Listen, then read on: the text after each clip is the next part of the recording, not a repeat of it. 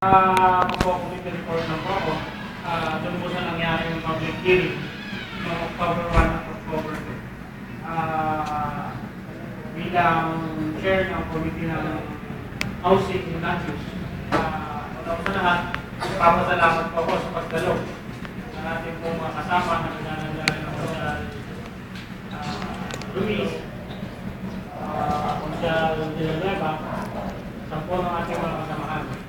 Kasi po pagdalo ng October 1 sa public hearing na ginanap po sa bahay, sa mismong site na pagtatayuan ng local po sa bahay po ni Mr. Henry Labaw. Ito po ay nagkaroon ng public hearing.